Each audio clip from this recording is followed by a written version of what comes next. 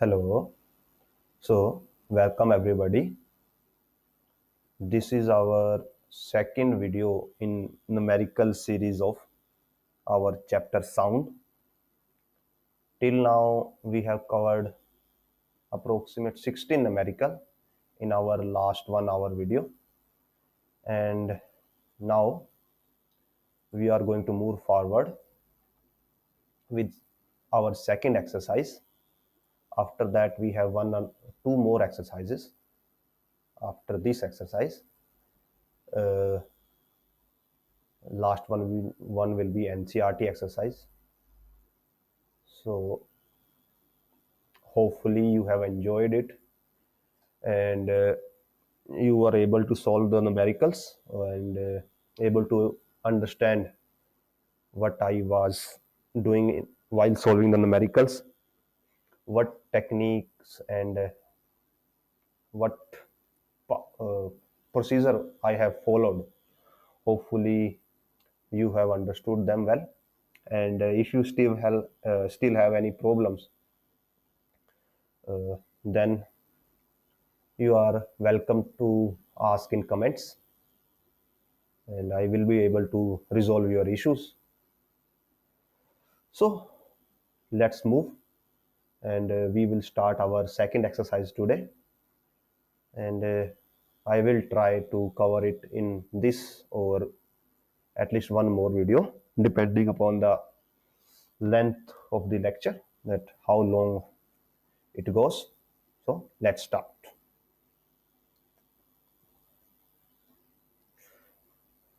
Let me adjust pen width.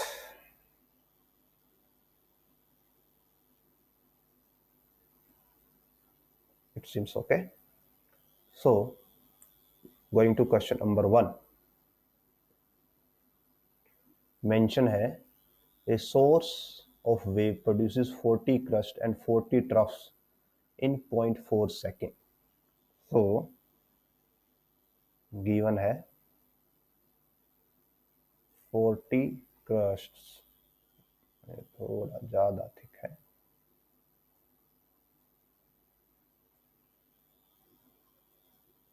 and 40 troughs in 0.4 seconds. जब हमने आपको वेवलेंथ की डेफिनेशन करवाई थी थ्योरी क्लास में एंड लास्ट न्यूमेरिकल क्लास में भी, सो हमने आपको बताया था कि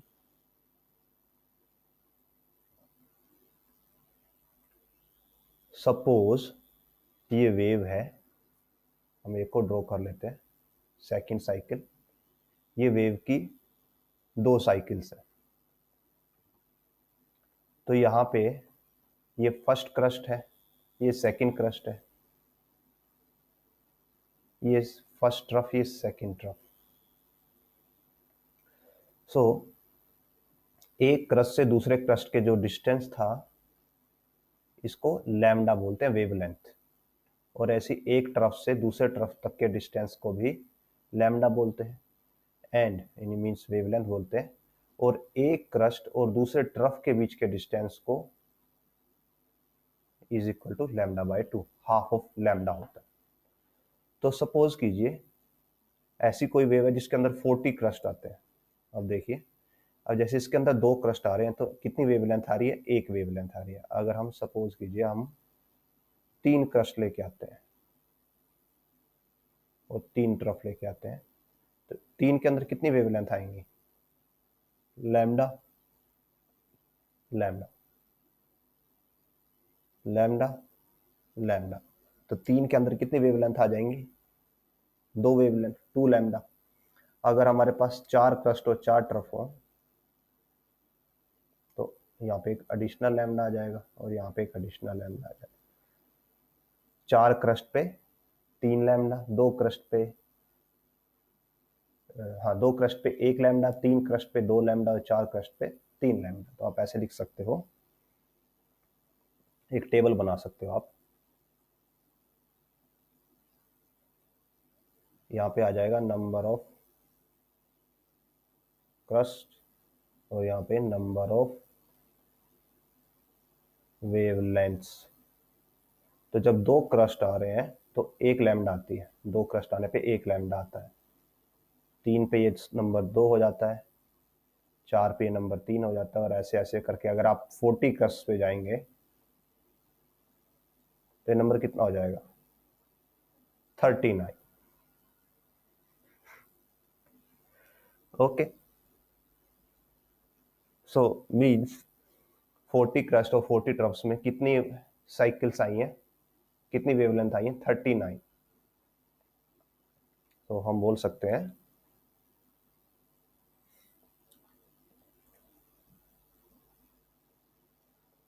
देयर विल बी 39 वेवलेंथ्स। और एक वेवलेंथ क्या होती है, ये जो एक वेवलेंथ है ये क्या होती है, 1 साइकिल। एक वेवलेंथ एक साइकिल की इक्वल होती है, और 39 साइकिल्स, 39 वेवलेंथ आएंगी या 39 साइकिल आएंगी। तो आपके पास साइकिल्स आ गई कि 39 साइकिल्स है। अब आपको पता है टाइम भी गिवन है, ये 39 साइकिल कितने टाइम में आई है, 0.4 सेकेंड में। Means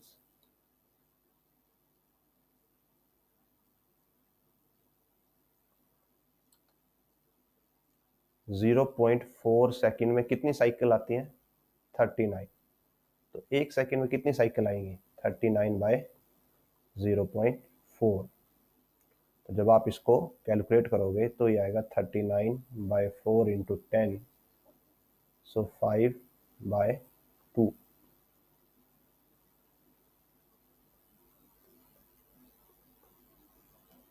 This comes out to be 9, 4, no 7।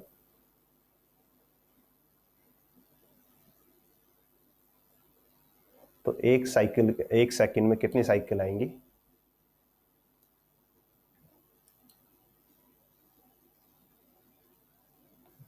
एक सेकंड में 97.5 साइकिल्स आएंगी। और एक सेकंड के अंदर जितनी साइकिल्स आती हैं, एक वेव कितने नंबर ऑफ टाइम्स आती है, उसी को क्या बोला जाता है, फ्रीक्वेंसी। सो इसकी फ्रीक्वेंसी हो जाएगी 97.5 हर्ट्ज। एक बार आपको इसको फिर से एक्सप्लेन कर देते हैं। इसमें आपको क्या करना है, आपको गिवन है 40 क्रस्ट एंड 40 ट्रफ्स आते हैं 0.4 सेकेंड में। तो पहले हमने क्रस्ट और ट्रफ को विजुअलाइज किया कि एक क्रस्ट से दूसरे क्रस्ट तक का जो डिस्टेंस होता है उसको वेवलेंथ बोला जाता है। एक ट्रफ से दूसरे ट्रफ के डिस्टेंस को भी वेवलेंथ बोला जाता है। और जो एक वेव कंप्लीट साइकिल में लेती है डिस्टेंस, उसको भी वेवलेंथ बोला जाता है। मींस अगर हम यहाँ पे पॉइंट्स डिनोट करें तो पॉइंट ओ, ए, बी, सी, डी, ई, एफ, जी, एच। तो यहाँ पे जो वेवलेंथ है लैम्डा, वो किसके इक्वल है, वो ओ बी के भी इक्वल है। मींस ओ से बी तक वो एफ ई के भी इक्वल है। मींस दो क्रस्ट के बीच का डिस्टेंस और दो ट्रफ के बीच के डिस्टेंस के भी इक्वल है। मींस जी एच के भी इक्वल है। और फ्रीक्वेंसी की डेफिनेशन क्या होती है कि नंबर ऑफ साइकिल कितनी आ रही है एक सेकंड में, और एक साइकिल किसके इक्वल होती है, लैम्डा के इक्वल। तो हम पहले यहां से निकालेंगे कि कितनी लैम्डाज आ रहे हैं और उससे हम फ्रीक्वेंसी निकालेंगे। अब हम जब नॉर्मल ग्राफ प्लॉट करते हैं वेव का, तो अगर हमारे पास दो क्रस्ट आए तो उसमें एक वेवलेंथ आती है। ये दो क्रस्ट है तो इनके अंदर एक वेवलेंथ कवर होती है। अगर तीन क्रस्ट आ जाए तो दो वेवलेंथ कवर होंगी, चार क्रस्ट आ जाए तो तीन वेवलेंथ कवर होंगी। मीन्स n-1 जितने नंबर ऑफ क्रस्ट होंगे उससे एक कम वेवलेंथ हमारे पास होती है। तो यहाँ पे 40 क्रस्ट गिवन थे, तो 40 क्रस्ट गिवन है तो 39 वेवलेंथ हो जाएंगी। 39 वेवलेंथ मीन्स एक वेवलेंथ एक साइकिल के इक्वल होती है, तो 39 वेवलेंथ मीन्स 39 साइकिल। अब ये जो 39 साइकिल है ये गिवन है कि 0.4 सेकंड के अंदर आई है। तो 0.4 सेकंड में 39 साइकिल आई है, तो एक सेकंड में आ जाएगा 39 बाय 0.4। और जब आप इसको सोल्व करोगे तो ये आएगा 97.5 साइकिल्स। एक सेकंड के अंदर इतनी साइकिल आएंगी, और एक सेकंड के अंदर जो नंबर ऑफ साइकिल होता है वही फ्रीक्वेंसी होता है। सो इसकी फ्रीक्वेंसी हो जाएगी 97.5 हर्ट्ज। सो अभी सेकंड क्वेश्चन स्टार्ट करते हैं।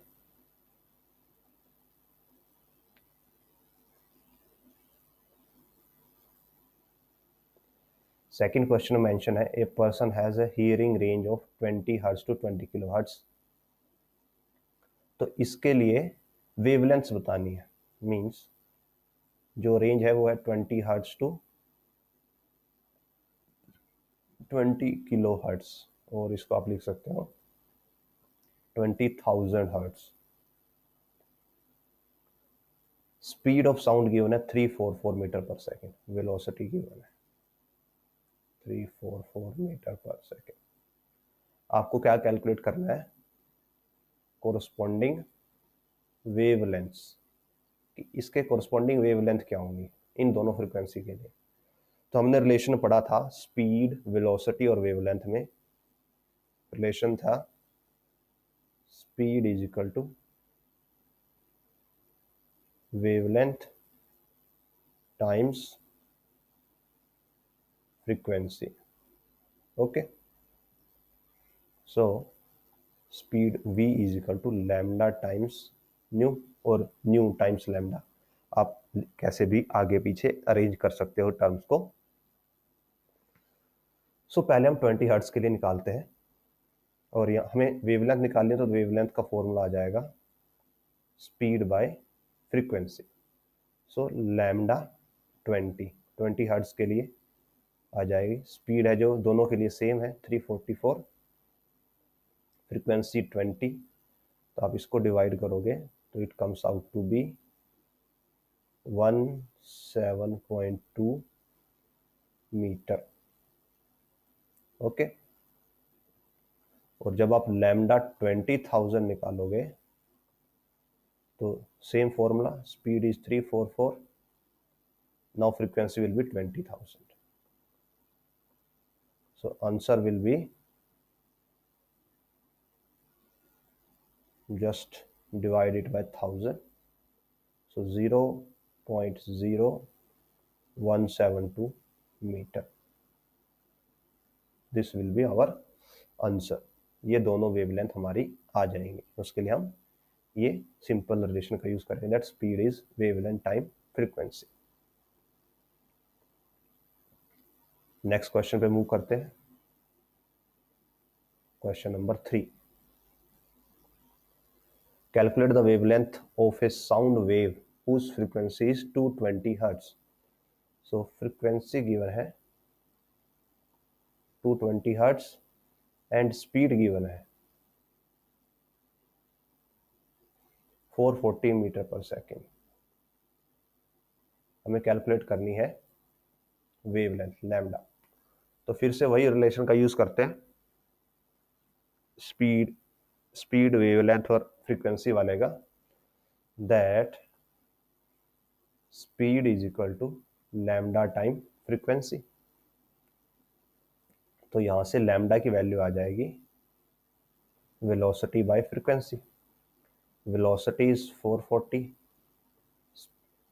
Sorry velocity is, yes velocity is 440 and frequency is 220। So आप कट करते हो 2 पे कट हो जाएगा 2, so lambda is equal to 2 metre. Next question पे जाते हैं, फोर्थ पे। A person is listening to a sound of 50 hertz. Sound की फ्रीक्वेंसी है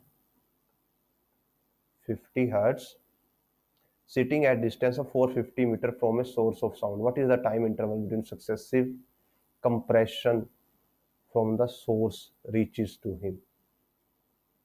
So सिनेरियो ऐसा है कि सपोज लीजिए ये कोई स्पीकर है जो साउंड को एमिट कर रहा है। दिस इज ग्राउंड, और यहाँ पे पर्सन है, यहाँ से साउंड आ रहा है। साउंड की फ्रीक्वेंसी है 50 हर्ट्ज और जो डिस्टेंस है, डिस्टेंस इज 450 मीटर।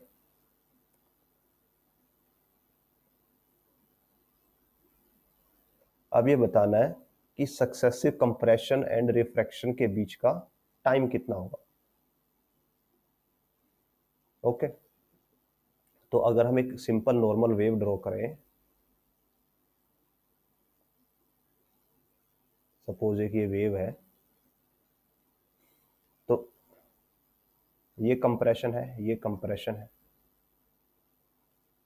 ये रेयरफैक्शन है, ये रेयरफैक्शन है। मीन्स आप इसको क्रस्ट और ट्रफ से डिनोट कर सकते हो। ओके,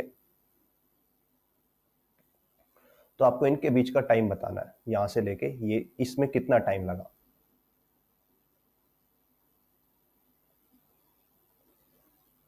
हमने जो प्रीवियस क्वेश्चन था उसमें ये ऑलरेडी कवर किया था कि ये जो डिस्टेंस है ये लैम्डा है, ठीक है, मीन्स वन वेवलेंथ का डिस्टेंस है। और हमने टाइम पीरियड की जब डेफिनेशन की थी, टाइम पीरियड क्या था? टाइम पीरियड होता है time taken by wave to complete one cycle. एक साइकिल को कंप्लीट होने में जितना टाइम लगता है वो टाइम पीरियड है। और एक साइकिल कितने की होती है? वन साइकिल कितने का होती है? वन साइकिल होती है वन लैम्डा, मीन्स एक वेवलेंथ के इक्वल वन साइकिल होती है। तो यहाँ पे वो डिस्टेंस भी वन लैम्डा है, दो कंप्रेशन के बीच का। और तो इनके बीच का डिस्टेंस अगर लैम्डा है तो ये लैम्डा वन साइकिल के इक्वल होगा। और वन साइकिल का टाइम को क्या बोला जाता है? Time period. मीन्स इनके बीच का जो टाइम लगेगा डिस्टर्बेंस को यहाँ से यहाँ पहुँचने में, वो किसके इक्वल होगा? टाइम पीरियड के।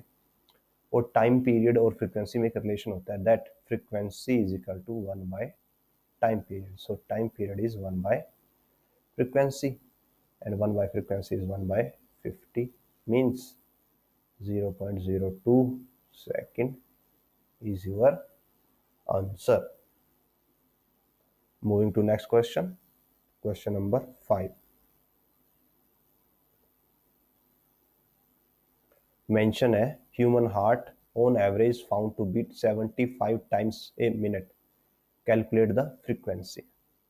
फ्रीक्वेंसी निकालनी है तो हमें क्या निकालना पड़ेगा? पहले उसका एक सेकंड में बीटिंग्स निकालनी पड़ेगी। एक मिनट में कितने टाइम बीट करता है? 75। एक मिनट मीन्स 60 सेकेंड में 70 टाइम्स 5 टाइम्स बीट करता है, तो एक सेकेंड में कितना करेगा? 75/60। और जब आप इसको सोल्व करते हो, दिस कम्स आउट टू 5/4 और 1.25 टाइम्स। तो एक सेकेंड में जितने नंबर ऑफ टाइम कोई चीज़ बीट करती है या कितने नंबर ऑफ साइकिल कंप्लीट करती है, तो उसको फ्रीक्वेंसी बोला जाता है। तो यहाँ पे फ्रीक्वेंसी क्या आ जाएगी? हार्ट की फ्रीक्वेंसी हो जाएगी frequency of heart 1.25 hertz. Okay, question number 6 पे आते हैं।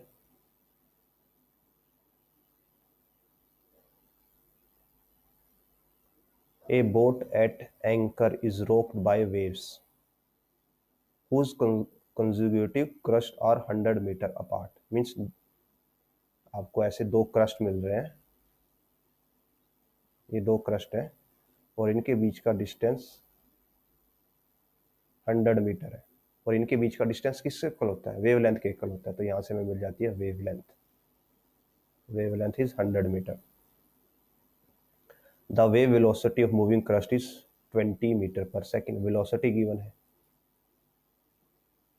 20 मीटर पर सेकेंड। फ्रीक्वेंसी निकालनी है तो हमारे पास रिलेशन होता है velocity is equal to lambda time frequency. तो यहाँ से फ्रीक्वेंसी आ जाएगी velocity by lambda. velocity is 20, frequency is 100, so comes out to be 0.2 hertz means 10 second में 2 वेव्स आती हैं या 5 सेकंड में एक वेव आती है, और एक वेव की वेवलेंथ है 100 metre.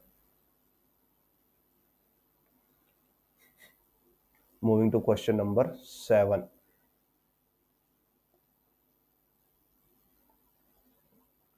Longitudinal wave is produced on toy slinky. The wave travel at the speed of 30 centimeter per second. So velocity given है 30 सेंटीमीटर पर सेकेंड, और इसको आप ऐसे लिख सकते हो 30/100 और 0.3 मीटर पर सेकेंड। साथ में फ्रीक्वेंसी गिवन है, फ्रीक्वेंसी है 20 हर्ट्ज। तो हमें कैलकुलेट करना है what is the minimum separation between the consecutive compressions. Means आपको दो क्रस्ट या दो ट्रफ के बीच का डिस्टेंस निकालना है। तो जो कि क्या होता है, अगर आपके पास दो क्रस्ट या दो ट्रफ है मीन्स इट्स लाइक दिस, इनके बीच का डिफरेंस निकालना आपको, और ये होता है लैम्डा। तो हम फिर से रिलेशन यूज करते हैं, that velocity is equal to lambda times frequency. तो यहां से लैम्डा आ जाएगा velocity by frequency. Velocity is 3/10, frequency is 20. So answer comes out to be 3/200, 1.5/100 or 0.015 meter. This will be our answer. Going to question number 8.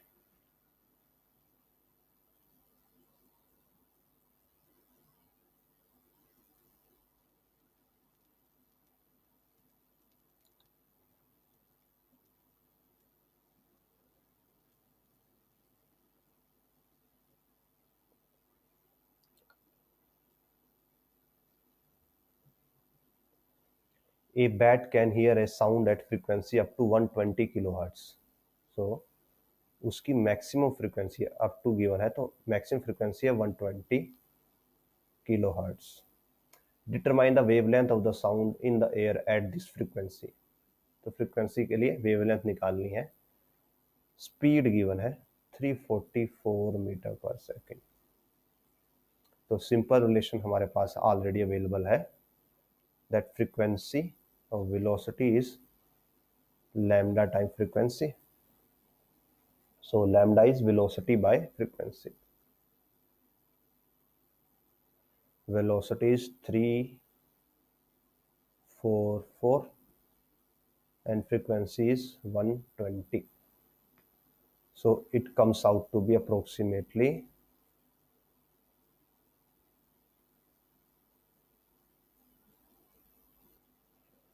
2.86 meter. Going to next question, question number 9.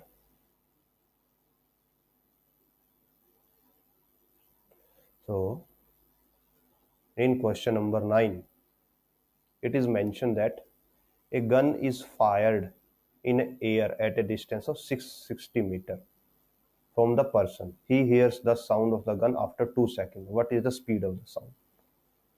So hypothetical scenario, suppose this is gun और यहाँ से एक bullet fire होती है, and here is a person.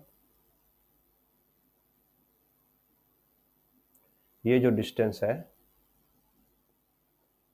This is 660 metre. तो यहाँ से जब बुलेट फायर होती है तो उसकी साउंड पर्सन तक जाने में कितना टाइम लगाती है, 2 सेकेंड। तो 2 सेकेंड में कितना डिस्टेंस कवर होता है, 660 मीटर। तो वेलोसिटी क्या होती है, डिस्टेंस बाय टाइम। तो distance is 660, time is 2, answer is 330 metre per second. 10th question करते हैं।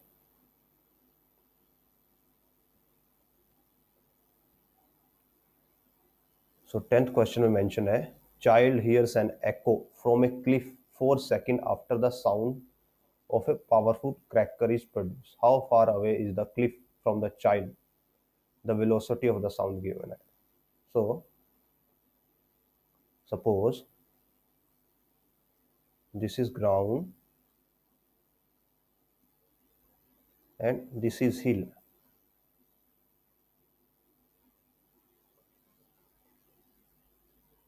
यहाँ पे बच्चा है और यहाँ पे कोई क्रैकर है जो कि साउंड प्रोड्यूस करता है। अब क्रैकर से साउंड निकल के हिल तक जाता है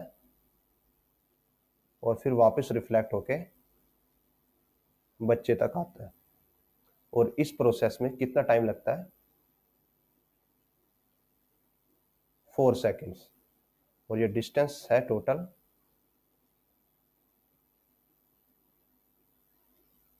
डिस्टेंस हमें कैलकुलेट करना है, sorry distance suppose is D और वेलोसिटी ऑफ साउंड गिवन है 344 मीटर पर सेकेंड। तो अब देखिए जो साउंड था क्रैकर से पहले तो वो यहाँ तक जाता है, मीन्स उसने डी डिस्टेंस कवर किया यहाँ से यहाँ तक जाने में और फिर वापस आने में भी उसने डी डिस्टेंस कवर किया। तो टोटल डिस्टेंस कितना कवर किया उसने? 2d is equal to total distance. और वही डिस्टेंस हम यहाँ से निकाल सकते हैं क्योंकि साउंड कितने सेकंड चला है? 4 सेकंड चला है और 1 सेकंड में 344 मीटर निकाल कवर करता है। तो टोटल डिस्टेंस बाय साउंड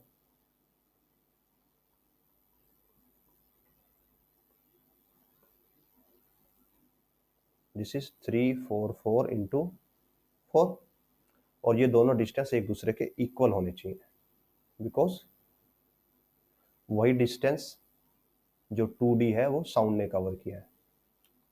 तो 2d is equal to 344 multiply 4 और यहाँ से कैंसिल हो जाएगा, d की वैल्यू आ जाएगी 886 मीटर। मीन्स पर चाइल्ड से लेके जो हमारी माउंटेन है उसका डिस्टेंस है 688 मीटर। सो इस वीडियो में हमने अप टू क्वेश्चन नंबर 10 तक कवर कर लिए हैं इस एक्सरसाइज के। जो बचे हुए क्वेश्चन है वो हम नेक्स्ट वीडियो में कवर करेंगे। एंड एज यूजुअल अगर आपको इस वीडियो से हेल्प मिली हो अपनी अंडरस्टैंडिंग को और बेटर करने में, अपने कंसेप्ट्स को और बेटर करने में, अपनी थ्योरी को स्ट्रॉन्ग करने में, then please consider like, share and subscribe because when you do then this video reaches to more person and और बहुत से लोग हो सकते हैं जिनको इस वीडियो से हेल्प मिले। तो आप जब लाइक शेयर करेंगे एंड सब्सक्राइब भी करेंगे देन हमारा चैनल तो ग्रो होगा ही, बट आप औरों की भी हेल्प कर रहे होंगे जिनके लिए ये वीडियो हेल्पफुल हो सकती है। So again consider sharing and subscribing and wait for our next video. Until then, thank you for watching.